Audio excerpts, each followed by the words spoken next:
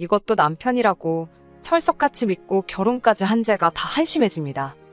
이혼 마무리 단계에 와서 이렇게 제 이야기도 한번 사연으로 전해보게 되었네요. 결혼 준비를 시작할 때부터 시어머니하고는 크고 작은 마찰들이 하나둘씩 있기는 했습니다. 하지만 결혼 준비하던 당시에는 남편이 제대로 중간 역할을 잘해줬어요. 그러니 그 모습에 당연하게도 결혼 후에도 똑같이 중간에서 교통정리를 잘해줄 사람이라 생각했어요. 하지만 그 모습은 결혼하자마자 180도 바뀌어버리고 말았네요. 차라리 처음부터 시모말에 거역을 못한다, 그렇게 딱 못을 박아두었다면 애초에 결혼이고 뭐고 생각조차 하지 않았을지도 모르겠어요. 이미 이렇게 돼버린 마당에 다 늦은 후회고 그런 거 다 알지만 지금 생각해도 너무 억울할 때가 이따금씩 있네요. 시모는 좋게 말하면 한결같은 사람이었어요.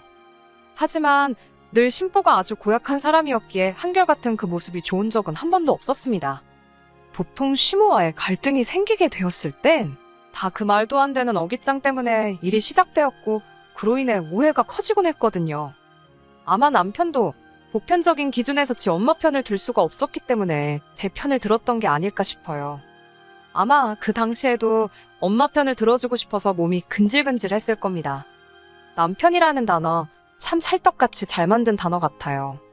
중요할 때마다 꼭 내 편이 아니라 남의 편을 드니까 그래서 남편이라는 단어가 생기게 된 게 아닌가 싶어요. 아무튼 제가 개인적인 사정으로 인해 취직이 남들보다 아주 많이 늦었습니다. 30에 처음 회사에 들어갔어요. 남편은 뒤늦게 취직한 회사에서 같이 일하는 직장 선배였고 저한테 업무적으로 이런저런 인수인계를 해주던 사람이라 자연스럽게 정이 들고 그렇게 결혼까지 이어지게 되었습니다. 취직이 늦은 이유는 별거 없어요. 어려워진 집안 형편 때문에 제가 부모님을 돕지 않을 수가 없었습니다. 친정아버지는 평범한 회사원이셨고 친정어머니는 평생을 전업주부로 살아오셨어요. 제가 외동이었기에 사실상 제가 대학에 입학하면서 친정부모님은 노후 준비를 곧바로 시작하셨는데 아버지 회사에 일이 생기게 되었습니다. 정상적인 부도가 아니었고 회사 대표가 야반도주를 하는 바람에 아버지는 퇴직금이며 그간 밀렸던 월급이며 단 한 푼도 정산받지 못하게 되었어요. 떼인 돈이야 떼인 돈이지만 집안 형편이 어려워진 건 다른 이유에서였습니다. 약간이나마 모아두신 노후 자금을 가지고 아버지가 어디서 무슨 소리를 듣고 오신 건지 창업을 하셨거든요. 그런데 하필 차렸던 가게가 아실 분들은 다들 아실 텐데 그 말도 많고 탈도 많았던 대왕 카스테라 집을 오픈하셨거든요. 평생 책상머리 앞에서 사무직을 하시던 아버지가 웬 빵집을 시작하셨는지는 모르겠지만 아버지 입장도 이해가 가긴 했어요. 정상적으로 회사를 다녔어도 곧 정년을 맞았을 텐데 어느 회사에서 곧 정년인 사람을 쓰겠냐 하셨거든요. 하지만 라면도 혼자 제대로 못 끓이시던 아버지가 갑자기 무슨 빵을 만들겠어요. 결국 어머니까지 달라붙어 두 분이서 인건비 아껴가며 가게를 꾸리셨어요. 장사 노하우도 없는 분들이라 정직함 하나만 가지고 장사를 하셨는데 그 이후에 다들 아시는 그 사건들이 터지게 되었어요. 방송에서 시작된 안 좋은 루머 때문에 그나마 있던 손님들도 뚝 끊어지게 되었거든요.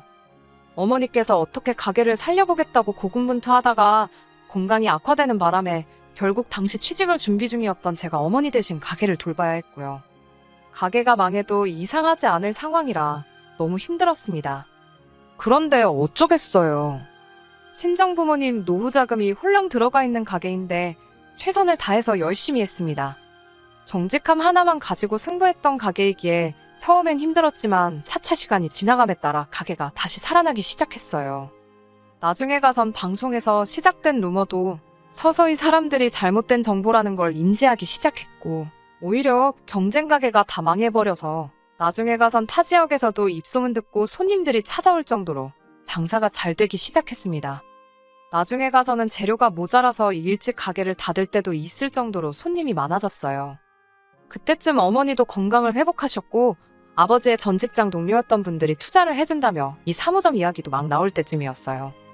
전화위복이 되어서 돈이 잘 벌리게 된 상황이다 보니 부모님은 제가 가게 일을 계속 했으면 하셨지만 저는 질리기도 했고 어쨌든 여태 대학 공부한 것도 있고 회사 생활 못 해본 게 한이 되어서 가게를 나와 취직 준비를 시작했어요. 이러나 저러나 가게는 제 적성에 맞지도 않았고요. 그런데 취직도 쉬운 게 아니더라고요. 1년이라는 준비 기간 끝에 결국 저는 취직에 성공을 했습니다. 그리고 회사 생활을 시작하면서 남편을 만났고 1년 정도의 연애 끝에 결혼 준비를 시작하게 되었습니다. 하지만 제가 모아놓은 돈이 그렇게 넉넉한 편은 아니었어요. 여태껏 부모님 가게를 돕긴 했지만 제가 가게를 돕던 시기에는 워낙 어려운 때라 월급이랍시고 그냥 용돈 정도만 받고 일을 했었거든요. 그마저도 취직 준비하면서 반 가까이 써버리게 되었고요. 회사 생활 1년 하긴 했지만 연봉이 엄청 좋은 회사도 아니라서 모아놓은 돈이 딱 4천. 그게 전부였어요. 물론 저희 부모님이 가만 계실 분들은 아니었지요. 당시에 요 사무점 이야기 때문에 부모님이 돈을 좀 모아놓은 상황이었는데 가게 차릴 돈을 저에게 다 주신다 하셨어요. 제가 3년 취직도 안 하고 가게에 묶여있던 시간에 비하면 그 돈은 돈도 아니라고 그냥 주신다고 했는데 제가 한사코 거절했습니다. 물론 결혼 준비를 하던 시기라 이 사실을 남편에게 말을 해줘야 하나 말아야 하나 고민이 되긴 했습니다. 제가 집안 사정 때문에 취직이 늦은 걸 알고 있던 남편이 당시 제 주머니 사정에 대해서 지레짐작을 했었나 봅니다. 그래서 그 상황을 말해주기 전에 벌써 남편이 자기 명의로 된 집도 있고 가전이나 가구도 자기가 쓰던 게 있으니 너는 그냥 몸만 오면 된다는 식으로 이야기를 했어요. 몸만 오라고 해서 좋다구나 하고 결혼을 결심한 건 아니에요. 이러나 저러나 어쨌든 저도 사천이라는 돈이 있으니 해갈 수 있는 건 해갈 계획이었습니다. 그런데 남편의 집에 찾아가 보니 그 돈으로 뭘 하는 것보다 온전히 모아두는 게 낫겠다는 생각부터 들었어요. 남편 명의의 그 집이 남편이 취직 후 얼마 되지 않아 시모가 돈을 보태주면서 사게 되었다고 해요. 당시 아버님이 돌아가시면서 남긴 돈이 있는데 시모 혼자 노후 대책으로 다 써버리기엔 미안했는지 이것만 받고 떨어지라는 식으로 3천을 보태주셨다고 해요. 그런데 그 문제의 집이 아마 완공된 해가 제 생년월일보다 훨씬 먼저일 것 같은 오래된 구축 빌라였거든요. 게다가 위치도 안 좋았어요. 가장 가까운 대중교통수단인 버스를 타러 가는 데까지 10분을 걸어야 했고 지하철역도 버스를 타고 한참을 가야 했었거든요. 그래서 남편한테는 결혼하면서 둘이 열심히 모아가지고 2년 내로 다른 집으로 이사를 가자는 이야기를 했습니다. 남편 말대로 일단 저는 몸만 가고 제가 모아놓은 돈은 손도 대지 않고 고스란히 남겨둘 계획이었어요. 당시 남편과 제 월급을 고스란히 모은다고 해도 서울의 아파트는 꿈도 못 꿀 액수였지만 그때쯤이면 저희 부모님도 체인점 때문에 묶인 돈이 풀려 있을 테고 그때 가서 부모님께 돈을 지원받을 수 있을 거라 생각했거든요. 물론 이 부분에 대해서는 저도 조심스러울 수밖에 없었습니다. 사람 일이라는 게 어떻게 되는 건지 모르잖아요. 더군다나 저희 부모님은 벌써 한번 폭삭망할 뻔한 상황을 겪으시기도 했었다 보니 제가 그 돈을 무조건 해주실 거라는 식으로 미리 말을 꺼내놓을 수는 없는 상황이었어요. 그래서 그냥 그때 상황 봐서 이야기를 하기로 혼자 결정했지요. 이러나 저러나 어쨌든 저도 사천이면 당시 남편 집 시세가 1억 조금 넘는 정도였으니 굳이 따지고 본다면 말 맞다나 맨손으로 가는 건 아니었으니까요. 남편과 저는 합의가 된 일이다 보니 크게 신경을 쓰지 않았는데 시모 눈에는 제가 정말 몸뚱아리만 오는 거라 생각을 했나 봐요. 그리고 그걸 빌미로 시모가 저에 대해서 안 좋은 감정을 가지고 있을 거란 생각은 그 당시에는 하지 못했습니다. 하루는 결혼식을 몇 달 앞두고 있던 시기에 시모가 저희를 불러내서 같이 점심 식사를 하게 되었습니다. 식사가 끝나고 시모가 자기랑 어디 가볼 곳이 있다고 해서 따라갔는데 신혼가전 많이들 사는 대형가전 매장이었어요. 처음엔 왜 여길 오셨는지 의아했지요. 혼수는 따로 없이 새로 집을 장만할 때까진 남편과 서로 돈만 모으기로 했는데 말입니다. 시모는 저를 계속 끌고 다니면서 김치냉장고며 에어컨이며 세탁기까지 신혼가전들을 계속 구경을 하셨어요. 그래서 혹시나 남편이 시어머니한테는 따로 우리 사정을 이야기하지 않은 건가 싶기도 했고 혹시나 결혼한다고 우리 혼수를 해주시려는 건가 싶어서 그때는 감동스럽기까지 했어요. 그런데 그게 아니더라고요. 커다란 냉장고를 두고 저건 어떠냐고 물으시는데 솔직히 남편 집이 평수도 14평짜리고 해서 저런 대형 냉장고가 들어갈 자리가 없었어요. 좁아터진 현관이나 통과할 수 있을지 싶었거든요. 그래서 제가 마음만 받겠다고 말씀드리려고 나중에 사주셔도 된다고 이야기했는데 시어머니가 사주긴 뭘 사주냐며 정색을 하더라고요. 그러면 이게 다 뭘 보러 온 건가 했더니 요즘 시대에 맨몸으로 시집 오는 여자가 어딨냐며 시어머니 집 가전을 제 돈으로 바꿔놓으라 하는 겁니다. 그거라도 받아내지 않으면 당신이 너무 손해보는 기분이겠다면서요. 다행히 이때는 남편이 시어머니 하는 걸 보고 곧바로 제 편을 들어줬습니다. 이러나 저러나 남편도 솔직히 30년도 넘은 구축빌라에 살면서 내 집장만 했다 하기도 그렇고 출퇴근도 너무나도 고통스러우니 하루라도 빨리 그 집구석을 탈출하고 싶어 했고요. 아무튼 남편이 제가 아무것도 안 해오는 거 아니라고 하지 않았느냐며 중간 역할을 잘해주는 덕에 큰 트러블은 더 일어나지 않았습니다. 시모가 못마땅해 보이는 건 여전했지만 결혼식 직전까지 저한테 따로 금전적인 요구를 하거나 말도 안 되는 어깃장을 부리거나 하는 일은 없었어요. 그런데 결혼식을 올린 이후부터 시모는 은근슬쩍 저한테 말도 안 되는 요구를 해오곤 했습니다. 결혼 전에 시어머니가 남편한테 집 사라고 돈 3천만 원 보태주면서 이걸로 서로 빚진 거 없다는 식으로 이야기를 했다 알고 있었어요. 그래서 남편도 취직 후에는 시어머니한테 따로 생활비를 드리거나 한 적 없었고 시어머니 또한 그 자금을 해준 이후로는 아들 장가 보낼 때 추가적으로 더 도와주신 게 하나도 없었습니다. 말인즉슨 남편이 이 집에 들어와 살게 된 이후부터는 금전적으로 그 어떤 지원도 하지 않았다는 소리나 마찬가지인데 시어머니가 저희 시골리고 한 달 만에 전화를 와서는 생활비 이야기를 꺼내왔어요.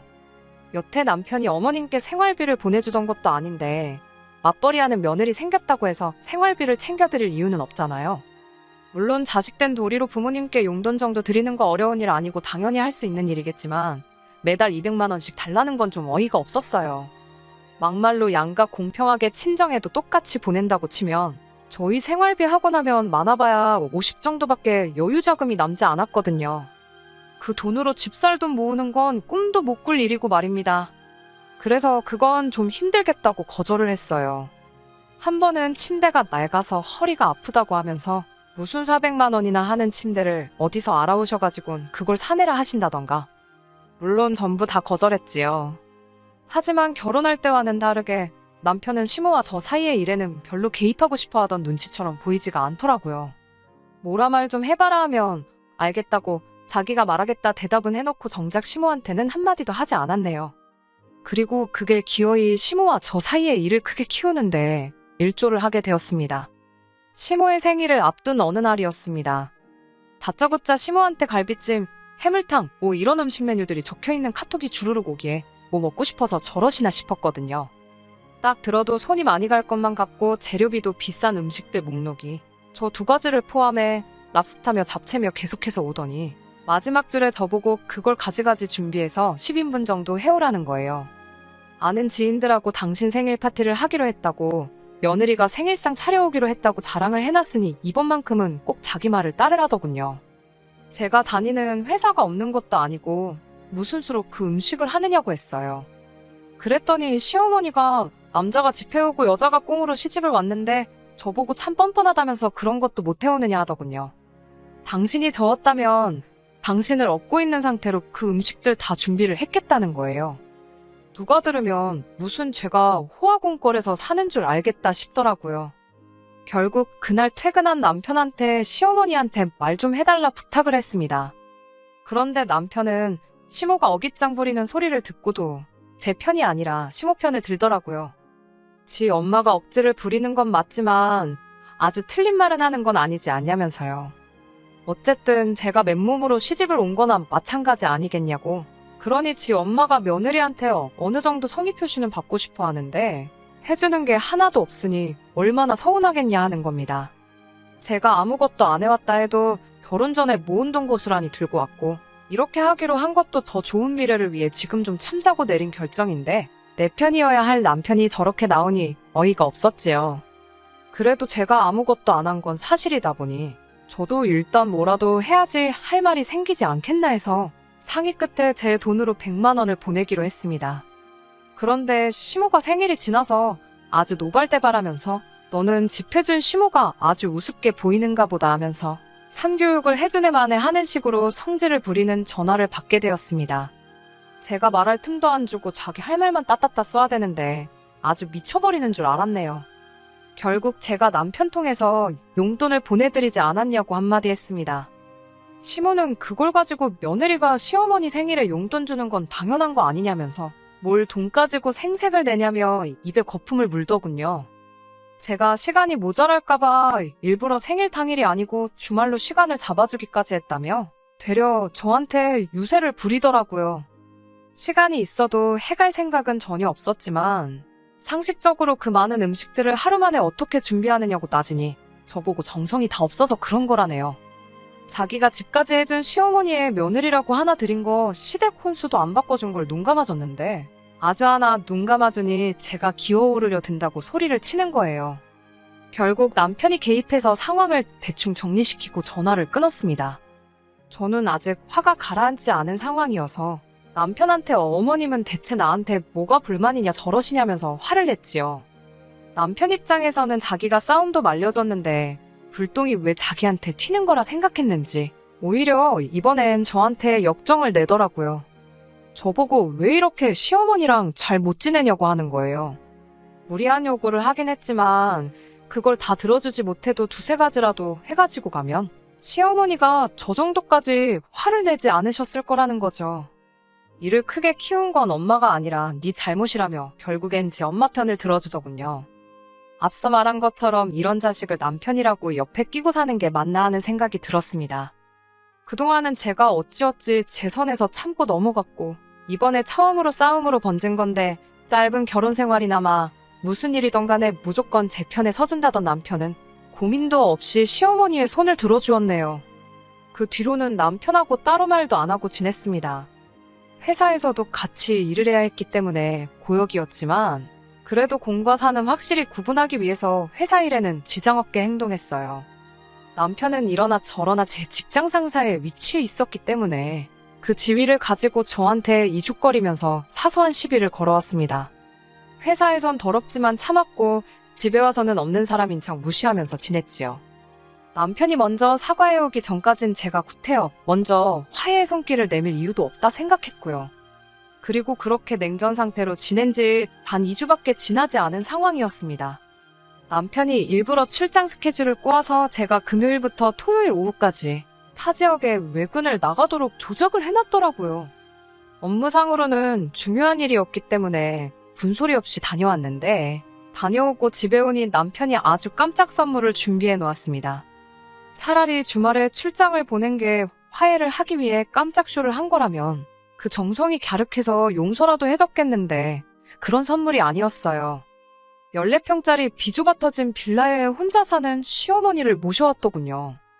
제가 퇴근 후 공부할 때 쓰던 공부방을 시어머니한테 넘겨놓고선 시어머니가 한동안 같이 지내게 되었으니 그렇게 알라는 겁니다. 제 표정이 단시간에 굳어버리니 시모가 그 틈을 놓치지 않고서는 저한테 시비를 또 걸어오더라고요. 내 돈으로 사준 내 아들 집인데 뭐 놀 거 뭐 있냐면서요. 이 집에 제 돈이 10원 한 장이라도 들어간 게 있느냐며 이참에 제가 주제 파악 좀 할 수 있게 만들어주겠다고 하더라고요. 제가 하는 게 결혼할 때 집 해준 시어머니한테 할 태도가 아니라고 이참에 자기 수발 들면서 며느리 도리를 확실히 가르쳐주겠다 그러는데 제가 다 어이가 없었습니다.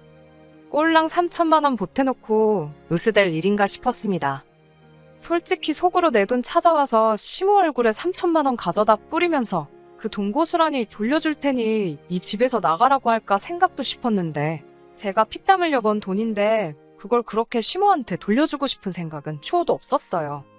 저한테 말도 없이 시어머니 데리고 온 남편도 결국 한통속 아니겠나요? 시어머니가 얼마나 남편을 가스라이팅을 해댄 건지 옆에서 시모를 거들면서 엄마가 틀린 말 하는 거 없지 않냐고 하면서 그냥 이쯤에서 잘못한 거 인정하고 사과하면 어머니는 집으로 돌려보내겠다고 제안을 해오는 겁니다. 남편도 시모와 같은 생각을 하고 있는 거지요. 집이라고 솔직히 요즘 부동산 경기에 팔리겠나 싶은 집을 가지고선 저렇게 생색을 내니 뼈 빠지게 벌어서 남편과 둘이 더 좋은 집으로 이사갈 계획을 세웠던 제가 다 바보 같더군요. 그래서 니네 엄마는 네가 실컷 모시라 말하고 저는 짐 싸들고 친정으로 나왔습니다. 남편은 저보고 크게 실수하는 거라고 하면서 이걸 가지고 이혼을 할 거냐며 울음장을 놓더라고요.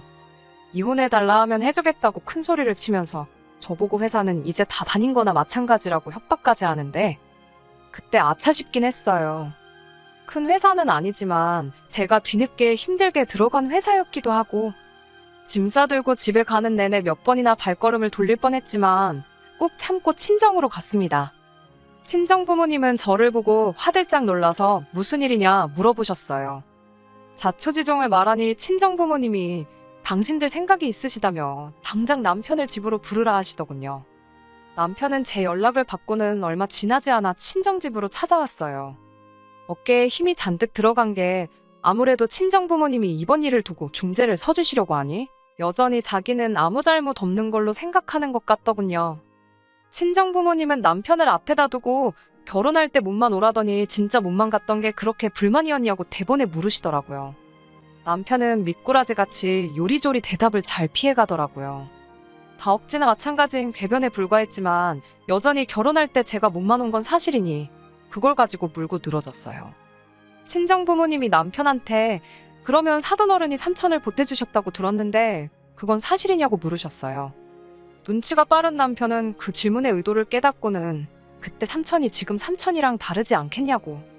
집값 오른 것까지 감안했을 때 따지고 보면 한 8천 정도는 해주신 거나 마찬가지 아니겠냐 하는 겁니다. 남편이 5천, 시모가 3천에서 8천을 주고 샀고 현재 시세가 1억 2천인데 계산 방식이 어떻게 해야 저렇게 되는 건진 모르겠지만 아주 자신감 있게 대답을 하더라고요.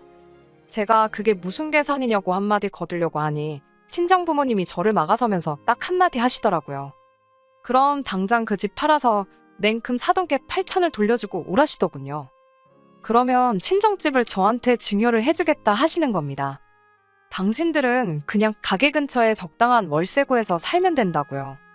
대신에 시모 앞으로 8천이 돌아가면 그 집을 살 당시에 5천을 투자했던 남편 몫은 못해도 1억은 되지 않겠냐 하시면서 절반을 들여서 이 집 혼수로 가득 채워오고 나머지 절반은 가게의 설비를 바꾸고 싶으니 집 해주는 처가 혼수해준다 생각하고 남은 돈을 다 해오라시더라고요.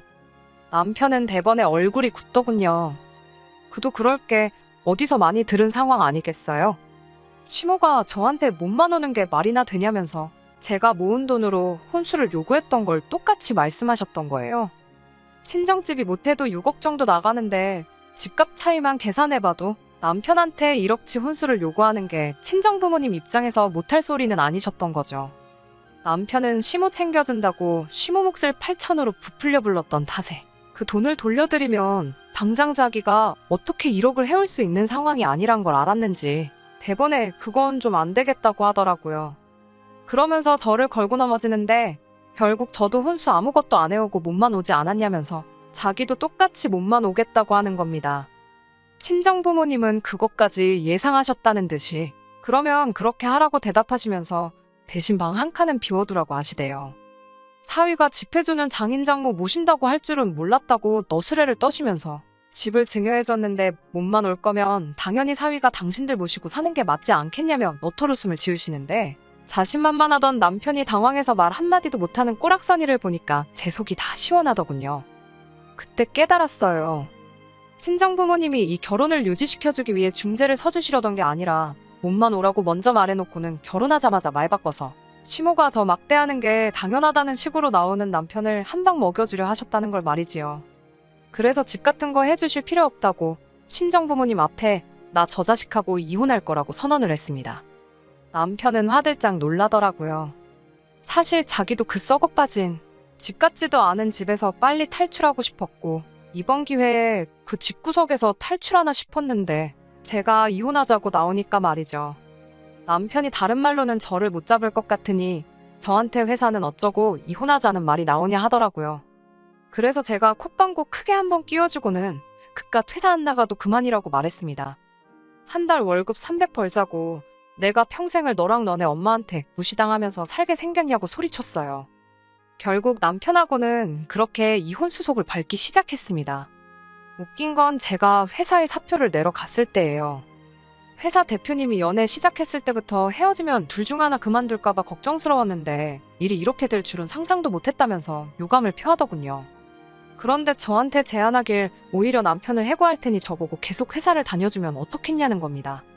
남편이 근무 태도도 성실한 편이 아니고 2년 조금 안 되는 기간 동안 저를 지켜봐온 결과 회사의 고인물보다는 신선한 동력이 필요한 것 같은데 작은 일에도 열정적인 저를 놓치는 것보다는 발전할 생각이 없어 보이는 남편을 자르는 게 회사로서는 더 이득이 아니겠냐 하면서 말이지요. 그렇게 남편은 회사에서도 잘리게 되었어요. 사실 저는 부모님 가게에서 다시 일을 시작할 예정이었는데 회사 생활은 제가 아쉬움이 남기도 했고, 무엇보다 제가 남으면 남편이 잘리게 되는 건데 그 제안을 받아들이지 않을 이유가 없겠더라고요. 그렇게 실직자가 돼버린 남편은 그 잘난 집을 팔아서 시모 밑으로 들어가게 되었다고 합니다. 시세도 1억 2천이라 집값으로 재미도 못 봤는데 그나마도 요즘 경기에 팔리지가 않아서 금매로 시세보다 헐값에 정리했다는 말을 들었을 때는 속이 다 후련하더군요. 옛말 틀린 거 하나 없는 것 같아요. 고생 끝에 낙이 오는 건 저도 저희 부모님도 직접 경험한 일이고 뿌린 만큼 거둔다는 말도 지금 남편과 시모를 두고 딱 어울리는 말이 아닐까 싶습니다. 평생에 있을 한 번의 기회나 마찬가지였던 복덩이인 저를 놓쳐버린 두 사람. 이번 일로 제대로 한번 배우고 평생을 후회 속에 살아간다면 제게 붙은 이혼 옆구리표가 하나도 아쉬움이 없을 것 같네요. 끝까지 들어주셔서 감사합니다. 오늘의 사연은 여기까지입니다. 구독과 좋아요, 알람 설정 부탁드리고 더 좋은 사연으로 다시 찾아뵙겠습니다. 감사합니다.